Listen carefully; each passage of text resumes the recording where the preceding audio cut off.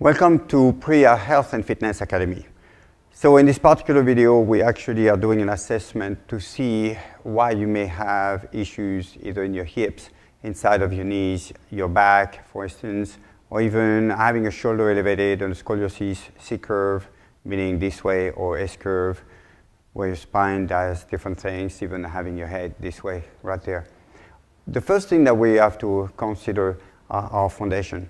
Naturally, you can think of the Tower of Pisa in Italy. If the tower is still straight, but the foundation on one side has collapsed, so what happens? The whole structure has moved to one side, right? It is the same with us. If our foundations are weak, one side more than the other, we have conflict. It creates compensation because the body can't move this way, right? So it's going to compensate, it's going to try to find balance because the foundation is not strong, it's not structurally strong enough, not sound, therefore the rest of the body is going to compensate in order to try to give you the mobility you need, okay? Unfortunately, it creates all kind of conflict and ultimately will give you a lot of issues. Again, like I said, it can be inside of the knee pain, for instance, hip pain on the side, lower back pain, and upper as well, neck and shoulder, okay? So, simple test here is called the 10-second test. 10-second test has to do with our arches.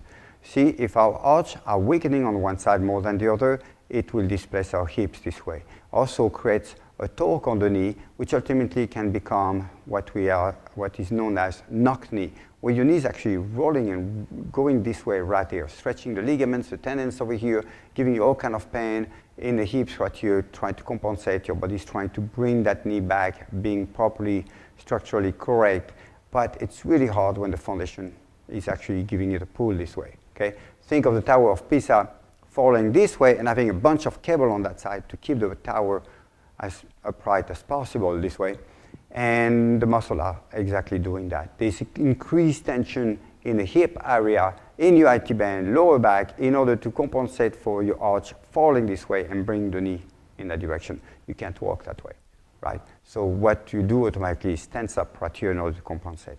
So, simple test to see whether your arches are sound or not. You stand on one foot right here. And if your ankle is allowed to roll in like this, you're losing balance from your ankle, then it's an indication, and that's why I call it the 10-second test, because usually it doesn't last 10 seconds. You don't stay for 10 seconds on there, right? Now, if you work with people and you're actually assessing someone, an individual who's actually having some symptoms, and you want to see if the foundation are sound or not, then you just look at the ankle. Oftentimes, what I do is actually I take pictures. I take picture or video of what they're actually doing so they can see themselves. Because let's assume now that my right ankle is very weak, my arch is weak. Right? Two things are going to happen. One, naturally, I'm going to see the ankle rolling in right here, right? Which is hard to fake, to roll the ankle inside. But the second is I'm going to dip right here with my shoulders. And the reason I'm dipping right here is to compensate, because if I'm actually straight right here and loading my hips or my ankle properly, but my ankle is too weak, naturally what's happening? I'm going to fall, right? To avoid the fall, I'm actually tilting my shoulder right here to compensate. Something that will not happen if I go this way. You see, I have to compensate on that side, but if that ankle is sound right here, what happens? I'm straight here. I'm loading properly my hips over my ankle. Here, I'm just not right there because I'm compensating. This also, oftentimes, is a sign that if I'm standing right here with my legs open, okay, you do the same with the individual you're assessing, you will notice that, whoop, there is a motion right here. There is a hip displacement. Sometimes it is really big. I've had people that are like this. I have pictures of people I've worked with who are, that way, if not more than that. It's crazy. And they walk that way, right? And again, the arch extremely weak, particularly on that side, right there. But you may have just a little bit of displacement right here. So what happens when you do squats, if you exercise? What happens when you walk a lot or you stand a lot?